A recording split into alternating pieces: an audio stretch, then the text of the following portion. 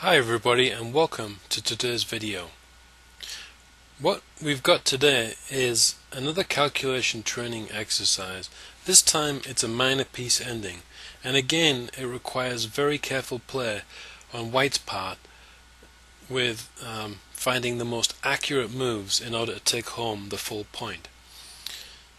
We can see that White has a knight and these two passed pawns against Black's solitary bishop on a8, and at first glance it may appear to be an easy win for White, but this is not the case.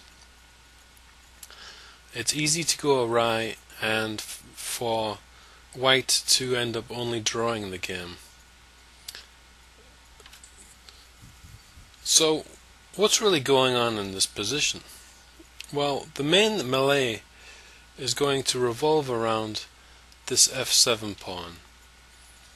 Black's plan, a very simple plan, is simply going to be to try to capture this pawn, and if he's able to do so, the resultant position would be an easy draw, because Black could later exchange his bishop for this outside passed pawn, and it would be a theoretically drawn position because the knight alone is not sufficient mating material. So if White is going to win, he's going to have to find a creative way to prevent Black from capturing this crown jewel in his position, the pawn on f7. Currently the king on f3 is in check from the light squared bishop. So the first part of this exercise is just finding the right king move, and it's not as easy as it might appear. From this position, let's just take stock of the possible moves that White could make. We've got f4, g4, g3, f2, e2, and e3. First I'm going to show you what appeared to me to be the most logical try, and we'll look at some of the variations there and then see why that doesn't work. So as far as I could tell, the best try for White, just from a logical standpoint, seemed to be king to f4, with the idea of centralizing the king and bringing the king closer to the defense of the f-pawn. Black's next move is forced because he has to prevent White from queening the pawn, and also the white pawn is taking away the control of the e8 square. So Black must come to e7, attacking the f-pawn and preventing the pawn from advancing to become a queen. So clearly here White has to find a way to defend the f-pawn, or it's going to be lost and the resultant position would be drawn. There are two different approaches to this from the position in front of us. Let's look at the more passive of the two choices first, which is knight d6. So the basic idea of knight d6 is that it's supporting the f-pawn, and naturally Black cannot take the knight, or our pawn is going to queen and with a 1 position, check, and we would pick up the bishop as well. However, there's a very easy way for Black to defend this position, starting out with bishop d5. So after bishop d5 we can see that the f-pawn has been doubled on, and it's going to be lost, and the resultant position is going to be an easy draw for Black. So h4, bishop takes f7, and now after knight takes f7, just king takes f7. And if White opts to bring the knight to f5, for instance, to keep the minor pieces on, he's not going to be able to make any progress, because the black bishop can just stay on this diagonal, and as soon as this pawn advances, the bishop would eat that pawn up, giving itself up because the resultant endgame would be an easy draw. So let's look at a different idea. After king e7, there is also the more aggressive knight c7, which is actually a lot more promising, and will give us some hints as to the best way to win the game. So at first glance we can see that a couple of these central squares are mined by the white pieces.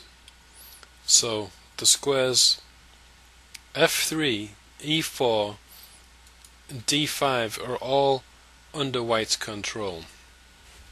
However,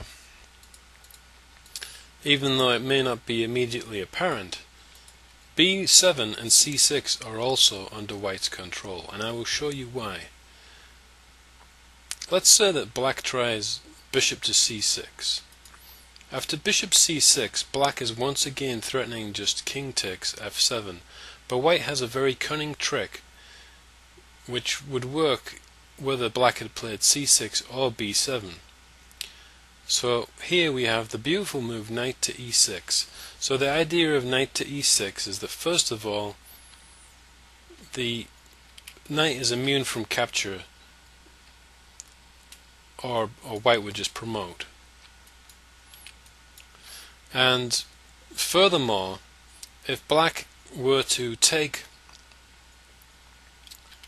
on f7, we have a beautiful fork with knight to d8 hitting both the c6 square and the f7 square.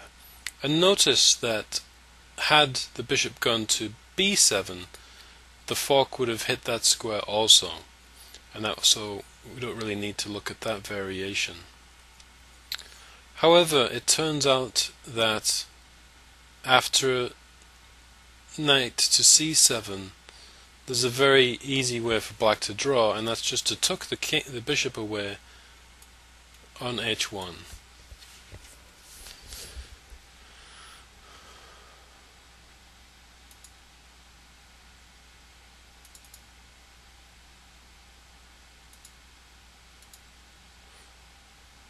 So I don't know what happened there, but looks like we're back in business.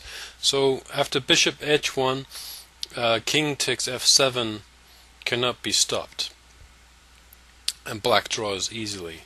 So having seen this variation, it gives rise to some other ideas. So we can see that when the king came to f4, he was too far away from this h1 square to do anything about the bishop. So another idea presents itself, and that is, instead of going to f4, we can come to f2 and then g1 to drive this bishop out of the corner. So let's examine that line now. So king to f2, king e7 once again, and now we reuse the old idea of knight to c7. So once again we're targeting the bishop on a8, and we're setting up some potential tactics on the e6 square, from where there's a variety of different forking possibilities. So black we've already established that these squares are all mined. Obviously these squares are controlled by the king now, and so it looks like there's two reasonable attempts for black: bishop e4 and bishop h1. I'll show you briefly that bishop e4 does not work, because the same motif with the knight on e6 will come into play. So bishop e4, knight to e6, and should the king take, we once again have the idea of the fork with knight g5 hitting both the f2 square and the e4 and f3 squares, which will be, the f3 square control will be critical in another variation. So if instead bishop h1, we now have king to g1 with a direct attack on the bishop, evicting it. So we've established that all of these squares are now mined.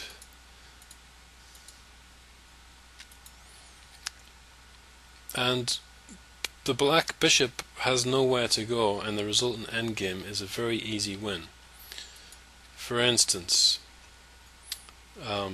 bishop f3, knight e6, king takes f7, and knight g5, picking up the bishop and winning the game.